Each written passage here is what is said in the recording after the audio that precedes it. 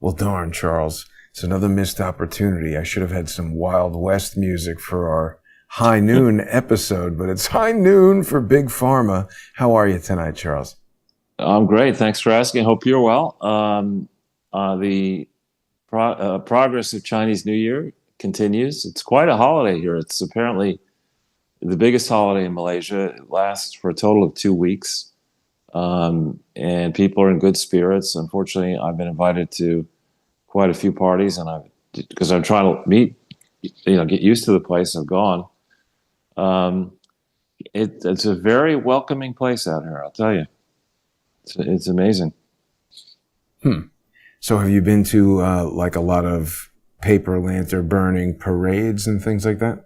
No, I try to stay away from that stuff. What I like to do is these are mostly cocktail parties in people's homes, and dinners and whatever. And but it's in my house and in most of these homes, they're up high, so you can see the fireworks going off.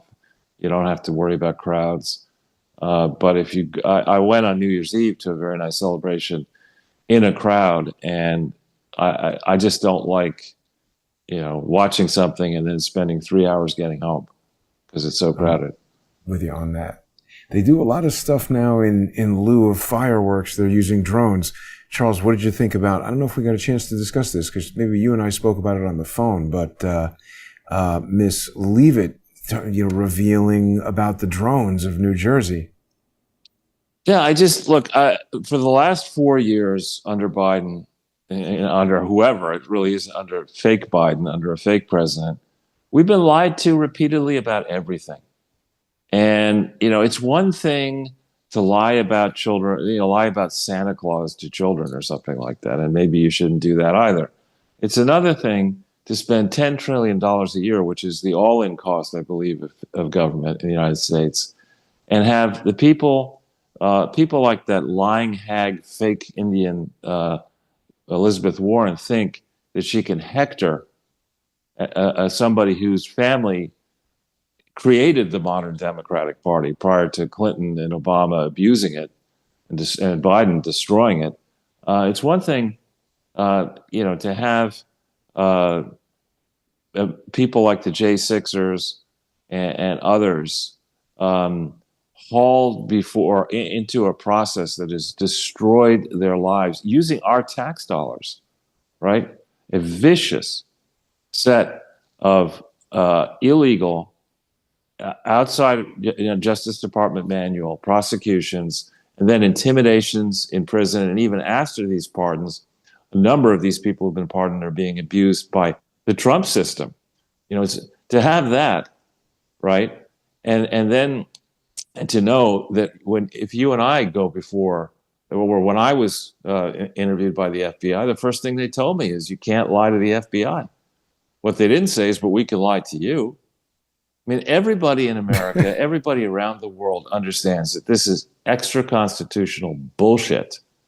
And then to watch that hag, that lying hag bitch, quote Senator Warren, come into a hearing filled with gotcha quotes ready to be spewed all over MSNBC and CNN, and just give a speech, an angry speech, masquerading it as a set of questions. And every time Robbie Kennedy tried to answer a question, interrupt him. You're not answering the question. It's a simple question. She is just, and the Democrats in that hearing are a walking advertisement for why you shouldn't be a Democrat, why it's uncool and dangerous to be a Democrat. I disagreed in prior lives with what some of what Bobby Kennedy was doing. He was providing Venezuelan oil to poor people in the Northeast. And I thought to myself, well, why are you doing that? You're helping out a dictatorship in Venezuela, even if you're helping also some poor people in America. But then he cleaned up the Hudson River. And he was still a devout Democrat doing that. And I thought, what? I remember as a kid, the Hudson River was filthy. And thank you for doing that. That's a nice thing that he did. And he did it taking on GE, which obviously people understand I loathe even today. So he's done a lot of good. he lost his uncle, he lost his father. Certainly his uncle was a legitimate senator from Massachusetts as a Democrat. And then remember this bitch who lied her way into a tenured faculty position at Harvard. Harvard, at the time she did that, was predominantly male and white at the law school. And the people who later ultimately probably financed Barack Obama's law education at Harvard, but who promoted him afterwards, those people instituted a coup at Harvard Law School, were in critical legal studies, which is an abomination just like DEI, was used to pulverize the old establishment at Harvard Law School. And it got so toxic that the president of Harvard, Derek Bok, had to step in and stop it. But it was through that process that Elizabeth Warren lied her way, saying she was a Native American, powwow child cookbook. She's never made a legitimate penny in her life in the private sector. Now somehow she's worth, some say, tens of millions of dollars. And she has the nerve to give Robert Kennedy shit about potentially making money off of his service when that's her modus operandi. Yeah. I mean, she is a loathsome skank wench. And tell us how you really feel about this, Charles. Really cut loose. No, I know. No, she is. She's an embarrassment for women, frankly, and for Americans. I mean, I would hate to think that any young, woman I may know who is thinking about a career would end up like this lying skank wench and treat people who are in her own party. For the vast majority of Robert Kennedy's political life, he was a Democrat, and he left. And he's looking, people are looking at this hearing already and saying, wow, they're going to treat Democrats like this? Yeah. Yeah, it was really something else. I don't know, did you get a chance to see this part, Charles, where Bernie Sanders, he said to him, "Oh, do you support that onesie?" I didn't. He's just like, what the hell are you talking about? I cracked up the second. I mean, Bernie Sanders was flipping his lid over the onesie, and it's comedy gold. I mean, is Bernie Sanders? How old is he? 180? I mean, right. It's ridiculous. It's absolutely ridiculous. And these people aren't reading. One wonders if they're trying to destroy the Democrat Party because they're succeeding. Yeah, I was going to say they're there. It's done. Right. It's 83. And why is he always so angry? Maybe he should change his diet. Maybe he should move to Florida. I mean, maybe the cold has gotten to him. 83, I think it might be pretty close to time to hang it up, I mean, he was freaking out today. It was like, listen, don't bust a gasket there, Bernie, on the onesie. Probably making him sleep in a onesie diaper. A singlet. Now, I know this is not a subject that you are very dialed in on, but, a lot of people have been talking about this deep seek, Charles, and I just actually heard a really good analysis that was saying that, it was released on the day of Donald Trump's inauguration, and they're saying that this was kind of China sticking it to Trump, where he's got his huge investment with the Stargate project, spending billions of dollars and stating how he wants the United States to be the global leader in AI. And now China comes and is like, oh, this thing, it does it for 1/25 of the cost or something like that. Yeah, I haven't gotten into the particulars of it, but, at the same time that happened, or as that happened, the Chinese economy is in meltdown mode. And it has been for some time. And I'm reminded of what happened in Japan. In Japan, there was a period, excuse me, in the 60s when I remember, I got a toy from somebody as a kid, and I don't know, 5 or something. And I looked on it, it said made in Japan, and it was a piece of junk. And I was like, thanks a lot. I guess you really loved it. But, by the end of the 60s and into the early 70s, the Japanese on many fronts were kicking ass. And then it went to their heads. And they decided they'd dominate. I mean, this is a simple analysis. They decided they were going to try to dominate the world and start putting up these factories that were massive and, could only work if they were going to export all their stuff internationally. And for a time, it worked until I think it was December 30th, 1989 was the peak for the Nikkei, their core index. And I don't believe it's ever gotten back to where it was around 40,000 in December 30th, 1989, ever since. And the Japanese still stubbornly cling to ideas that don't work. Their population is shrinking. The elder population as a percentage of the total is rising. It is not young people have decided not to have children. It's still today pretty much in Japan a homogeneous society, and it's really it's on the wrong course and has been for a long time. And debt to total GDP in Japan is gigantic. The crime Yakuza syndicates are too powerful. The farmers who are outside Tokyo, where a lot of the agricultural products are produced, refuse to concede their farmland. So Tokyo is kind of strangled as a city. What about all the nuclear similar things stuff? are going on. What about Fukushima, all the nuclear stuff they've had? Japan's had a lot of environmental problems. Not to slow your roll, Charles. I thought we weren't allowed to curse on air. Yeah. You just reiterated a joke from Back to the Future. I don't know if you remember in the third movie, the car gets hit by lightning and the back in time doctor says, well, here's the problem. This thing says made in Japan. And he's like, oh, no, all the best stuff is made in Japan. It was, yeah. But no longer. And similarly in China, look, there are some good Chinese products, some of which are in this apartment. And the pricing was good and the quality is good and all that. But to have a society controlled, in China's case, by a party that is only a small fraction of the total population, and stay wedded to more and more ghost cities, an expansionist military idea around the world, when you have not a lot of consumption, a lot of malinvestment, it's not going to work. It isn't working. And you're beginning to see it in their cooked numbers. So how are they making all these cars, Charles? There's all these Chinese car companies coming up, and even this AI thing. It's almost like those abandoned cities. They're just saying it cost $5 million to train this, and everybody's going crazy. I don't think we really know if that's true or not. And again, this notion that it was released on the day that Trump was inaugurated as some sort of I'm not denying that the technology does what they say it does. It's just a little bit of a mystery exactly how it came about. Many people are saying that this has just now sparked the AI Cold War.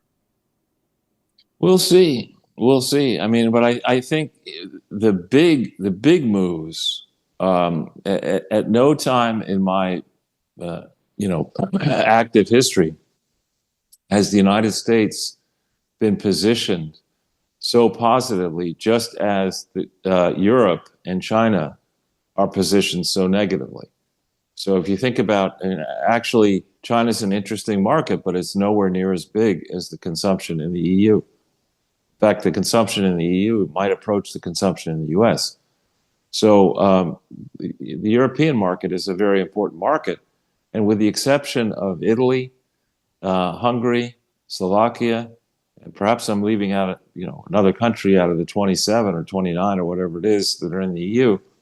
The bulk of Europe is stuck on stupid, and doubling down.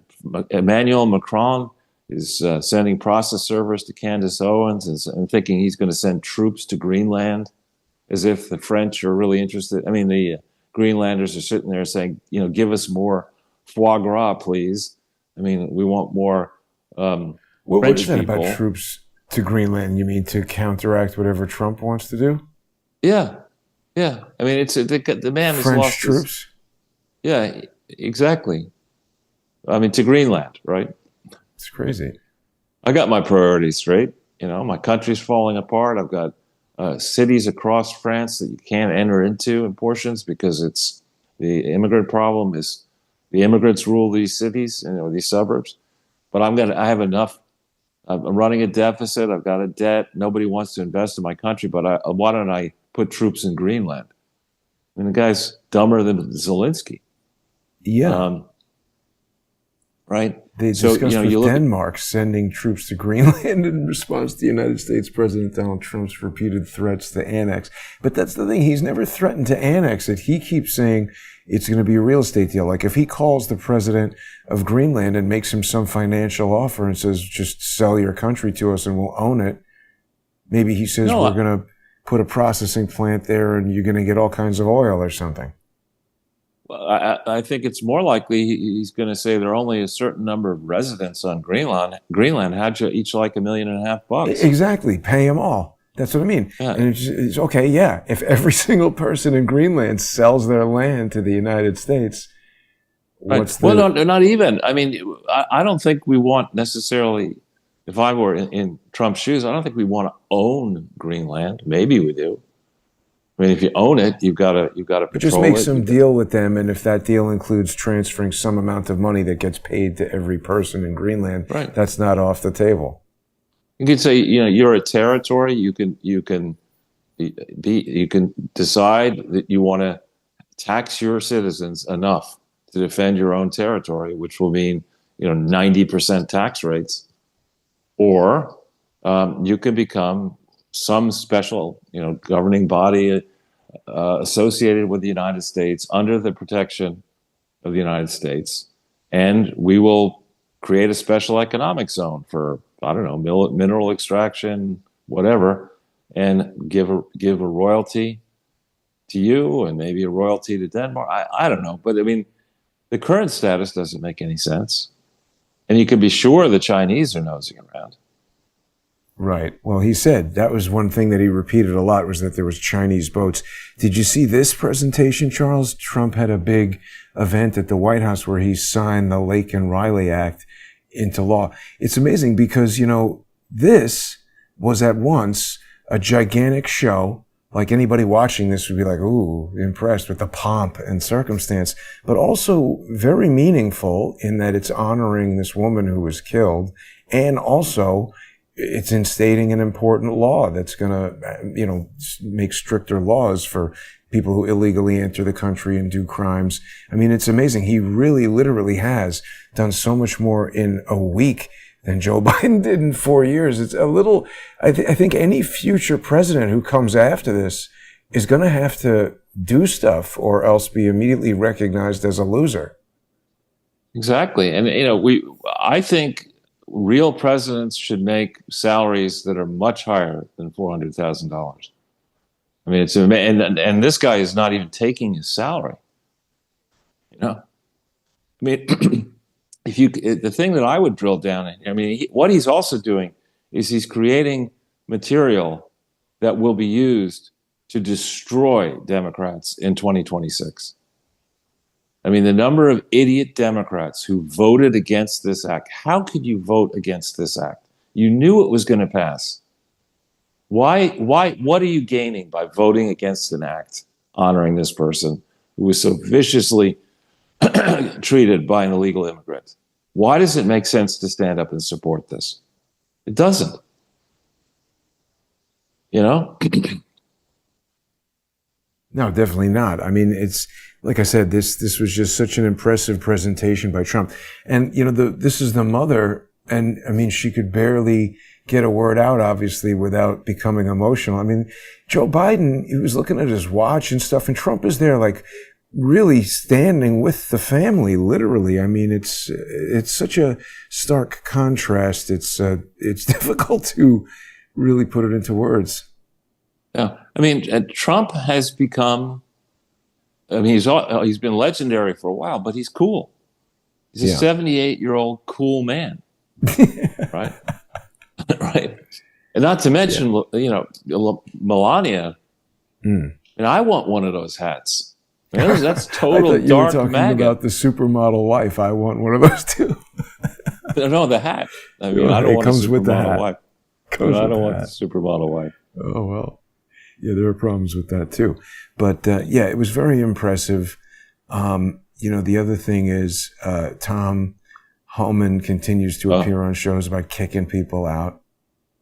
Well, what about his, the cartel made the mistake of firing on, I guess, DHS or whatever, our people down on the border. And the response is, okay, we're now going to just wipe you off the face of the earth. And I'm all for that. I'm all for, not even giving notice to the president of Mexico.